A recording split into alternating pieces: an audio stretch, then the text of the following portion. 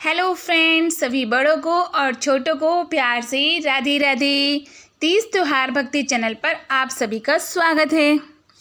कृष्ण का नाम लड्डू गोपाल कैसे पड़ा?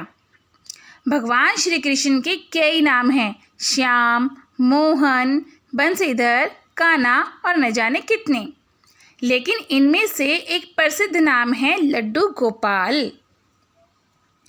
क्या आपको पता है भगवान कृष्ण का नाम लड्डू गोपाल क्यों पड़ा?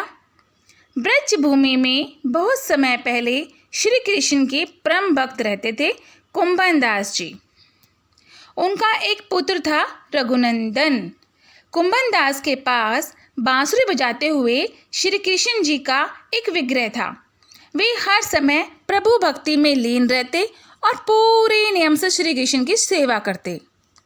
वे उन्हें छोड़कर कहीं नहीं जाते थे, जिससे कि उनकी सेवा में कोई विघ्न ना हो। एक दिन वृंदावन से उनके लिए भागवत कथा करने का न्योता आया। पहले तो उन्होंने मना कर दिया, परंतु लोगों के जोर देने पर वे जाने के लिए तैयार हो गए। उन्होंने सोचा कि भगवान की सेवा की तैयारी करके वह कथा करके रोज वापस लौट आया करूँगा। इससे भगवान की सेवा का नियम भी नहीं टूटेगा और भागवत कथा भी हो जाएगी। अपने पुत्र को उन्होंने समझा दिया कि भोग मैंने बना दिया है, तुम ठाकुर जी को समय पर भोग लगा देना, और वे चले गए। अब उनके जाने के बाद जब भोग लगाने का समय आया तो रघुनंदन जी ने भोजन की थाली ठाकुर जी के सामने रखी और सरल मन से आग्रह किया कि ठाकुर जी आओ, भोग लगाओ। उसके बाल मन में यह छवि थी कि वे आकर अपने हाथों से भोजन करेंगे, जैसे कि हम खाते हैं। उसने बार बार आग्रह किया, लेकिन भोजन तो जैसे था वैसे ही रखा था। अब वह उदास हो गया और रोते हुए ठाकुर जी को पुकारा, ठाकुर जी आओ, भोग लगाओ। अब क्या?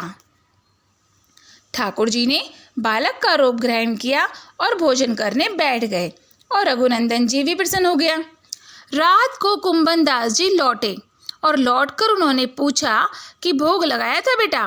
तो रघुनंदन ने कहा, हाँ जी। उन्होंने प्रसाद मांगा तो पुत्र ने कहा कि ठाकुर जी ने तो सारा भोजन खा लिया। उन्होंने सोचा बच्चे को शायद भूख लगी होगी तो उसने खुद ही खा लिया होगा। अब तो ये रोज का नियम हो गया कि कुंभन दास जी भोजन की थाली लगाकर जाते और रघुनंदन जी ठाकुर जी को भोग लगाते। जब प्रसाद मांगते तो एक ही जवाब मिलता कि सारा भोजन तो उन्होंने खा लिया।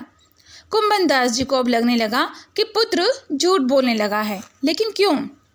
उन्होंने उस दिन एक काम किया, लड्डू बनाकर थाली में सजा दिए और खुद छुपकर देखने लगे कि बच्चा क्या करता है। रघुनंदन ने रोज की तरह ही ठाकुर जी को पुकारा तो ठाकुर जी बालक के रूप में प्रकट होकर लड्डू खाने लगे।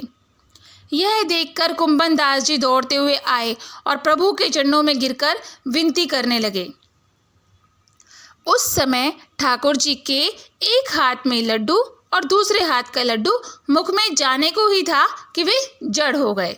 उसके बाद से उनकी इसी रूप में पूजा की जाने लगी और वे लड्डू गोपाल कहलाए जाने लगे। बोलो श्री लड्डू गोपाल भगवान की जय। दोस्तों, अगर आपको ये मेरी वीडियो पसंद आई हो तो मेरे चैनल को लाइक कीजिए, सब्सक्राइब कीजिए। राधे राधे।